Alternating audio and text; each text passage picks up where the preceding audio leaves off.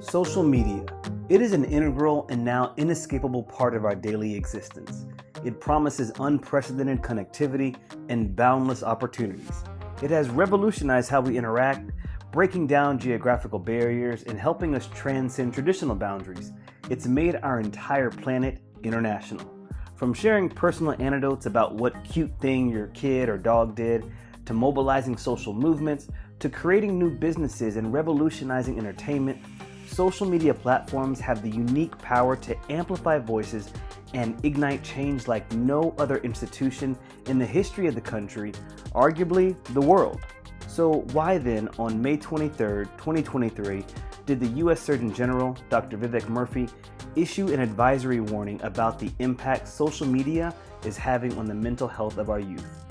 The very same platforms designed to bring us closer have also created a sense of disconnection. The relentless pursuit of validation through likes and comments and shares have distorted our perception of reality. Bullying, trolling, misinformation, fake news, depression, and in the middle of it all, there's our youth and, well, us too. In today's episode, we unpack this with clinical psychologist and psycho-oncologist Dr. Shannon Pepito. We'll explore the psychological, social, and ethical implications of social media and examine its impact on our collective mental health.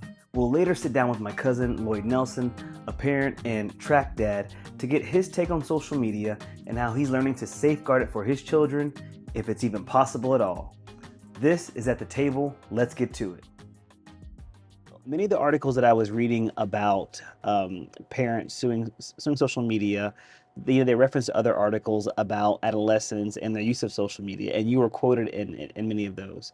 Mhm. Can you give me a little bit of an overview of what you have been seeing in your Mhm. practice when it comes to the relationships that people have been having with social media and their identity and their sense of identity, or they're trying to build like an identity, perhaps? Yeah. The work that I do specifically with cancer patients is, they're on the front lines of cancer and fighting for their lives. Hmm.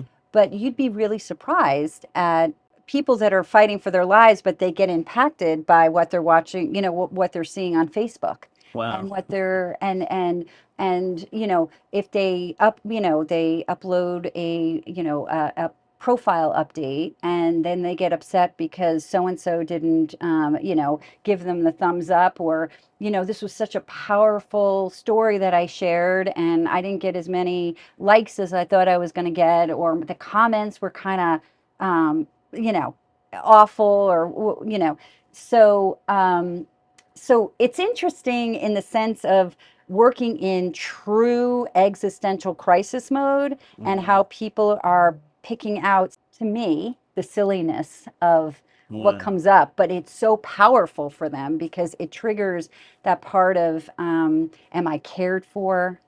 And Hmm. do I belong? Are my friends coming and supporting me through this time? Feeling betrayed. So these are like it's very, very interesting in terms of the sort of the great play of life. There's all these different machinations of how people are triggered by feeling either their sense of being loved, a sense of belonging, a sense of connection, a sense of being part of a greater whole that we all yearn for, which is kind of a spiritual yearning for that. And then the shadow of that is feeling betrayed, feeling distrustful, Yeah. feeling disconnected, feeling like people don't have a place. And all that comes to the fore when you're going through a major crisis. And how much these elements of belonging and connection and feeling cared for. I use this Hmm. because I wrote my dissertation on touch and being meaningfully touched, and touch is physical, it's contact comfort, and so much of social media sells this idea of being in touch, but the actual physicality of touch is absent. Mm. And how does that impact the spirit, and how does that impact a person's well-being? To Hmm. feel as if they're connected in all these different ways, but are they really? Yeah. It's illusory. There's an illusion of connectedness, but unless you are constantly feverishly on that phone, going to this, platform and this platform and this platform and this platform, the idea of just turning it off is like a death anxiety, Hmm. right? It's like, who will I be if I'm disconnected from this? It almost sounds that you're describing addiction. Yes, yes, indeed. I think about addiction in terms of the brain.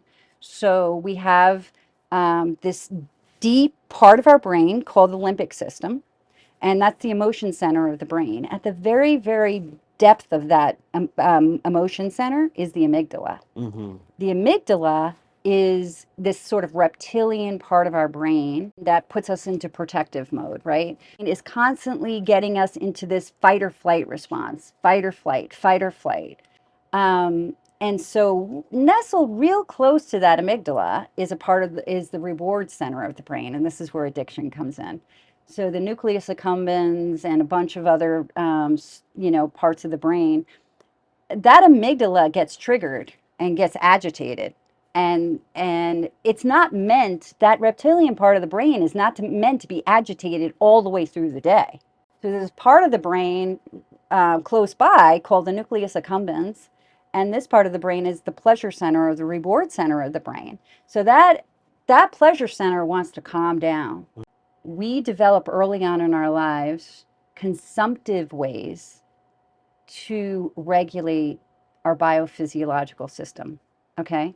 That could be through food. So overeating, undereating. That can be through alcohol.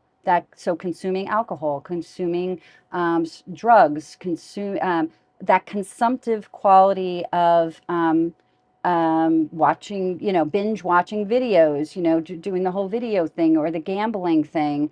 Um, and sugar is another addiction, right? But these are repetitive behaviors that assuage and calm that agitated amygdala, that reptilian brain, which should not be triggered as much as it is through the day, right? It wasn't necessarily built to be triggered that much. Now, all of a sudden, you can go and plug in to Facebook, to Instagram. Then the likes that you get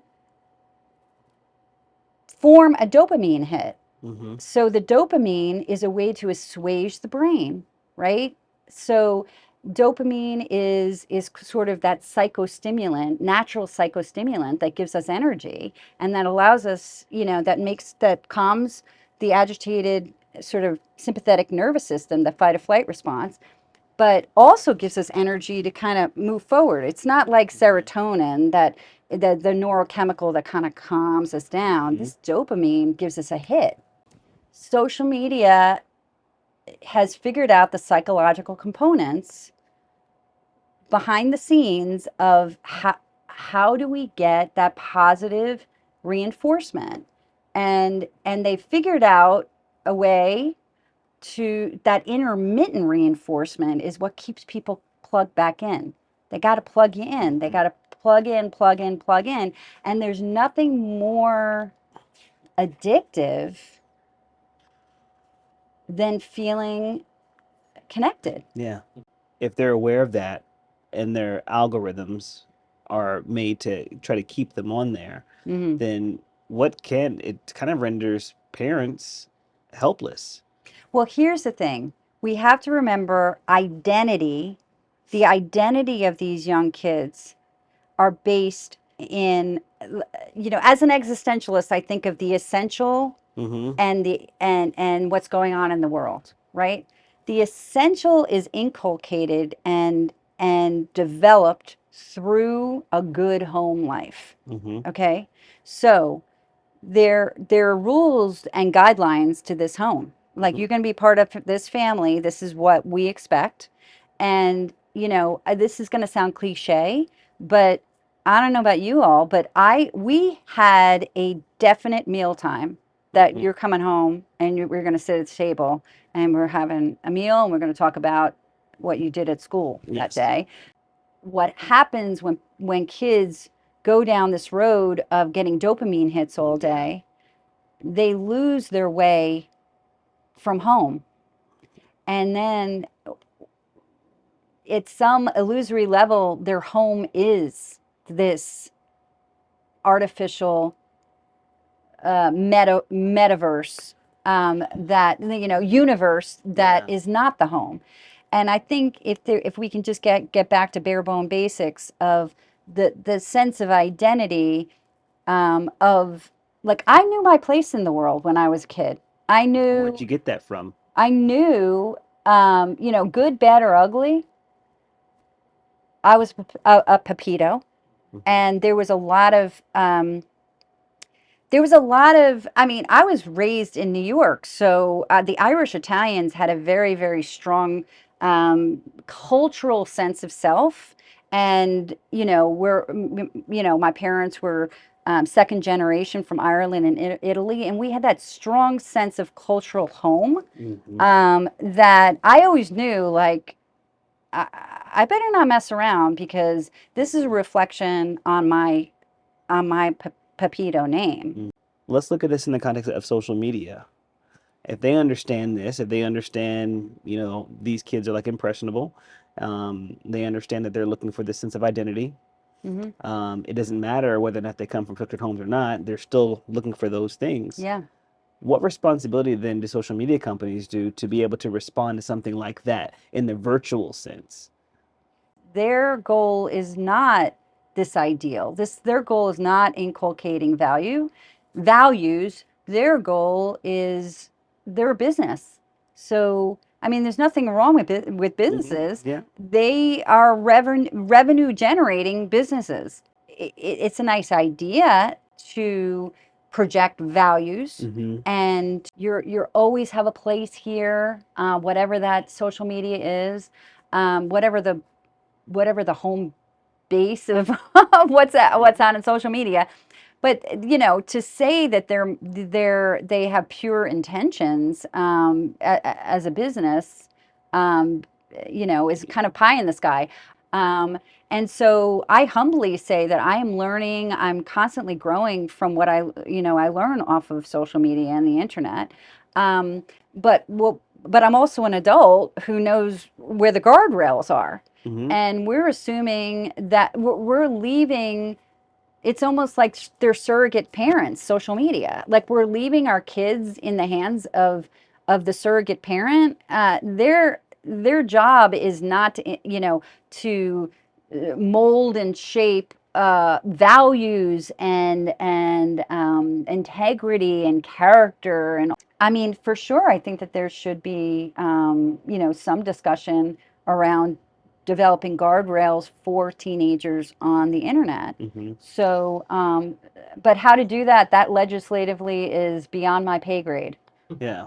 Well, and it's actually a really, really steep hill. That is the basis, though, of a lot of the lawsuits that we're seeing coming out right now against the social media platforms, that they may not have the right answer, but they know that they could do more, and Mhm. that they understand exactly what they're doing in order to attract and to keep kids on, or keep all of us, but particularly adolescents, because they lack perhaps some of the skill sets to be able to Yeah. self-regulate and to put those boundaries up themselves. And Hmm. you're searching for a longing and identity, then it's right there. And one of the things that I found fascinating too is a lot of these social media platforms. I won't say one in particular, but there are several. They're doing these campaigns to show that you're never alone, and that social media is a way for you to connect. And even when you're feeling down, you're just never alone out there, which it seems pretty altruistic. Yeah. When you peel back the onion, though, it kind of made me think a little wonder. Is just like, well, yeah, you're never alone just because there are like billions of people like on these platforms, but should we be encouraging people to do more, perhaps, of what's driving a lot of their sadness, because there is that social comparison Hmm. there? Hmm. Hmm. You mentioned something that I thought I'd never heard before. Many of these lawsuits deal with kids dying by suicide Hmm. and suicidal ideation. Can you unpack that in this social media context? Like, what's happening there? Yeah. So I think what happens is these young kids are tapping into this cyber world, not a real Mhm. contact comfort world, a cyber world, that they're not being fulfilled. It's not fulfilling their spirit, right? Meaning fulfills, right? Meaningful moments, purposeful moments fulfills the spirit, like Mhm. food does, right? But in experiential ways, and they have nothing that's filling their spirit, and they keep on plugging into this cyber world that's saying you've got 10,000 friends. Yeah. Hey, you should be happy. Look at all these friends you have, or followers, or whatever the hell they're calling them. But they're still feeling empty, and in this abyss of nowhere land, right? Mhm. Nowhere land. And so people get so despairing, right? To despair that you're no longer paired in the world. You're despaired. And that existential despair, especially throw in all the hormones, Mhm. right? You've got cortisol, stress hormone, you've got testosterone, you've got, which is the, agitation, Right. irritability, anger, rage. Rah. Then you got the estrogen, progesterone. You got all these different hormones, along exacerbated by despair Mm. and demoralization. So, demoralization is fractures and fissures in your purpose driven life. And then here you are at 16 years old. Mom doesn't understand you. Dad checked out. He's working, whatever, 80 hours a week. Your siblings, who are they? They're just annoyances. You got friends, but they're all on the internet. So you're in this abyss of loneliness and Yeah. existential isolation, right? And you hate your life. You hate your life, Can right? I top in here because I feel I've never heard it explained like that, and I think it's really fascinating, especially in the context of what we just talked about, this campaign about feeling alone. They're not alone. I think the persons who are struggling with suicidal ideation and who have died by suicide, it seems like they're quite aware. They're well aware of that because they're posting it there, but they're looking for that sense of fulfillment. Yeah, And you're saying that that sense of fulfillment can't come from social media. It's got to come from the in-person thing. So yeah. what's to say, about the effectiveness of these campaigns to really thwart that and to stop suicide ideation and suicidality Well, and all that, just because, well, it would mean that they got to stop engaging on your platform, really, if you really wanted to move that needle. reason why these young kids are so lost and choosing suicide is that there's no other way out, Mm. because they haven't been given the idea. I always kind of fantasize as an existential psychologist, if we could just find these kids that are in that dark place and just take them out of where they are in terms of their world and bring them somewhere else.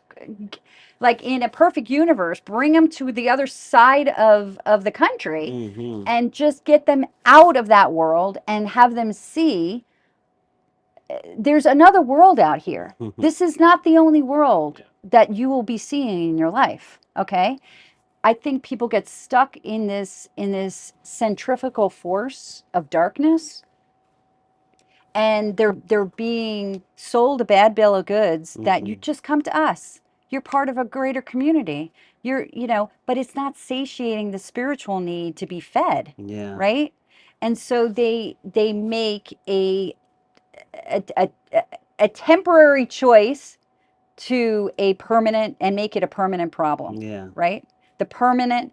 So I just want to be done with this. I want to get away from this. And then what they do is, instead of ending this part of their life by resurrecting from it. So the way that meaning and purpose is really, really pivotal in this is being able to teach. Remember, I was telling you, educate and self-regulate. Educate, self-regulate, Mm-hmm. and take responsibility for finding a sense of meaning, your own community in this life, in this terra firma life, and find a purpose. Because people who commit suicide, Mm-hmm. I do think it's neurochemical for sure. I'm not throwing the baby out with the bathwater, but it didn't get neurochemical out of nowhere. It's Right. years and years and years of being spiritually um, vacuous and empty, Mm-hmm. okay, to the point where there's no way out except Yeah, the great that's the exit, finality. right? How can we use social media? I do believe that there are people, there are people on these podcasts that are giving good information about how to find meaning and purpose in life. So Hmm. these kids can shift out of this empty, disparaged, lonely, disconnected world that they're in. Like there's Hmm. no way out, which is, there's existential books called Being and Nothingness and No Exit and all this kind of stuff. That's nihilism. Mm. There's no reason to even live anymore. Why am I living? Right? And my work in Vita is like all we have is life. Yeah. We None of us have escaped this world alive to come back to say what death is. We have an idea, Yeah. but all we know about death is when our loved That's. ones are no longer here and we go to a funeral. Hmm. And yet people are choosing death because life is way too overwhelming for them. Yeah. I once heard it said in this TED talk. There's a brilliant way to say it. This guy was struggling with depression for a long time, and he said that it's not that I wanted to die, I just wanted to go away. Yeah, And I think it kind of sums up this existential crisis that I think yeah, is happening, not just with adolescents, but just with people in general. But it's the going away piece that, like, I just wanted to go away. yeah, To your point, if you go away, that means that you're not here and, on this in this virtual world, and all you have to do is perhaps engage a lot more in real life. Of course, that's oversimplified advice, for every single person, but that is a huge piece of it that, like, we need much more of the interpersonal or yeah. in-person connection with people. So we can't solve for social media. I'm not an expert in knowing, like, like what they can do, and they have made some strides. I know that, just to name them, so that we're fair, they, a long time ago, maybe about 2 or 3 years ago, they started to test out not having likes on the post, so that way you didn't have to go and see how many people liked the post or whatnot. And so now you have that option to turn that off on all of your posts if you'd like that. They've allowed parents to, whenever they're signing up on certain platforms, to be able to be that second check. So the parents have to verify that this kid is of age Yeah. to be able to So do that. guardrails, Yes, so guardrails. there's certain guardrails. Those are things that they can do. But I'm more interested in what can we do? What's your advice right now as we wrap up? Like, Yeah. what can we do to be able to put guardrails in our own life to safeguard ourselves, but also the people that we love. I really emphasize this point that it's so easy to vilify Hmm. this, this sort of cyber world that's, it's intoxicating, it's inviting, it's alluring, it's engendering. It's all that stuff that you're drawn to it, right? You're drawn to learn, right? Hmm. We get so absorbed in this cyber world that we forget the power of intentionality. We forget the power of being discerning. Hmm. So I'm not on the internet just willy-nilly. Oh, no, no, no, no. I'm very discerning and about the kind of Same. world that I want to be connected in Mm. and the kind of people I want to learn from.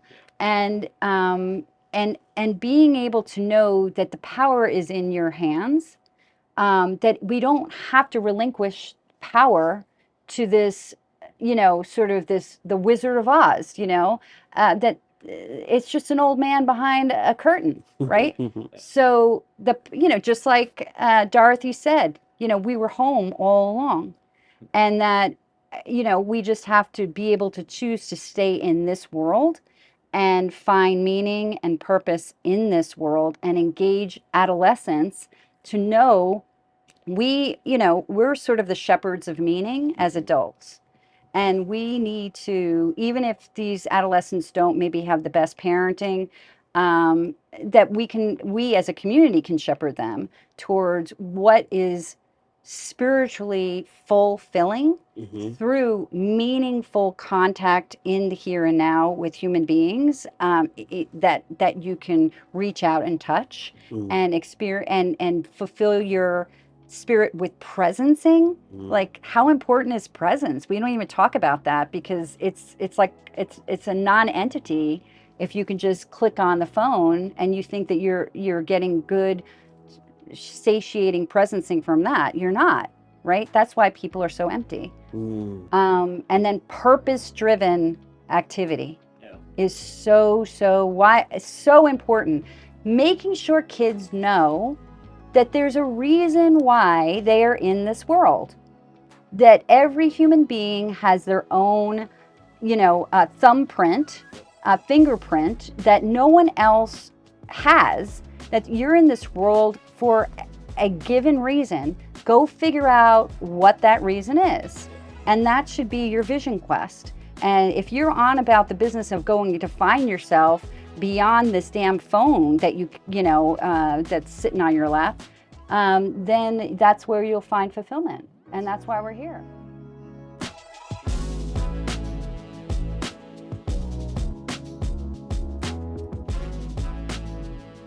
We, my oldest, we took a very structured we took a very structured approach to to kind of integrating technology into our home and into our lifestyles. And the reason why is because your time is probably your most precious commodity. So my daughter's freshman year in high school, she only got 30 minutes a day on her phone. And there was a lot of pushback. But I said, hey, you have to learn to organize your time. Her sophomore year, she got an hour. Her junior year, she got 90 minutes. And so, there's a lot of frustration and a lot of pushback. But at the end of the day, her peers who are spending 5 to 7 hours on the phone, that's 5 to 7 hours that they're not studying. It's 5 to 7 hours that they're not sleeping or just getting things done. And then so now she's getting ready to head off to school. So we, kind of took the reins off and just kind of wanted to see how things would happen naturally. And she's like averaging 6 hours. Just like that, because that's what everyone around her is doing.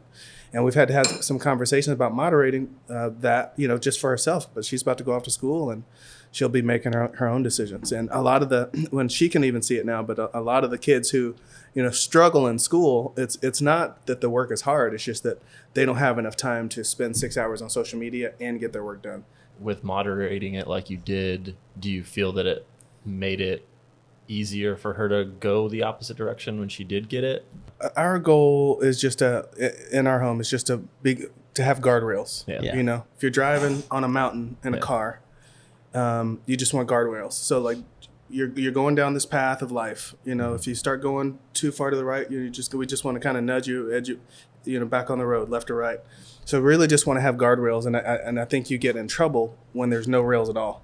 And because in that, especially with social media and how wild it's getting, because then it's like not having guardrails and being on a slippery slope. It's just a matter of time before, you go off the side. So that, but then also when you do have a little more structure, like it allows you to see how addicted people really are. So when she only had an hour on her phone, she'd look around and everyone's, at lunch, you got 8 people at a table, and instead of interacting and engaging with each other, it's just, it's just like, that's all you see. That's what you see in the club too. Yeah. So it's just, so it's, eye opening, but we're just trying to, just give her a chance to set her up to be successful. Yeah. So is the responsibility then on the parents or is it on the companies?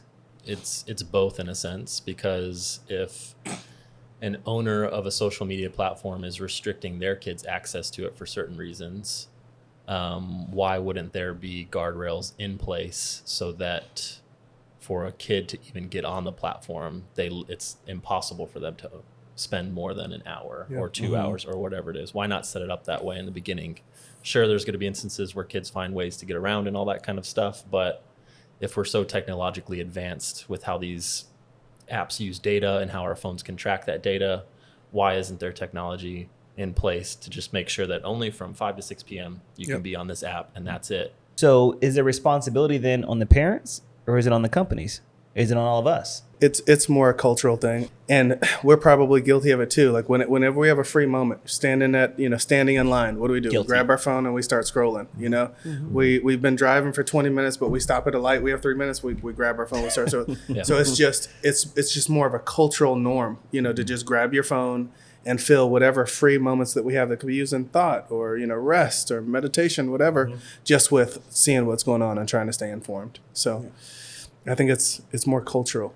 Yeah. And maybe that's part of the answer too for parents that may struggle with how to manage it, is this the real issue that we might struggle managing it as well. So we don't know how to approach it with our kids. Yeah. It's an issue that we're like, well, how can I blame them? Every free moment I get, I'm jumping on my phone to look at something. Yeah. So it's like, how do we model it better? Yeah. And slow down our lives, because I think the data would show, I don't have specific studies, that being on our phones this much isn't good for us. And there's a lot of pros. There's information we can learn. I wouldn't be where I'm at today in my business if it wasn't for the internet and for being able to learn things. Same. So you can learn things exponentially quicker than you could in the past. You don't necessarily have to go to school to learn a trade or to learn something. That's all out there on the internet. So there's pros to it. But I don't think these executives in these companies are necessarily concerned with the cultural impact.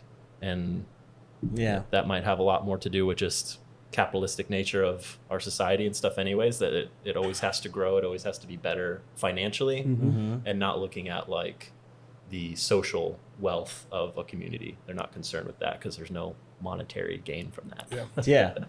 I mean, it's a brilliant point. I mean, like there is no incentive for them to change if it's hitting their bottom line. But the fact that you can hone in on what people are actually typing, how long they're on a post, what they're swiping away from, lets me know that there's a lot more control in this narrative than perhaps is letting on.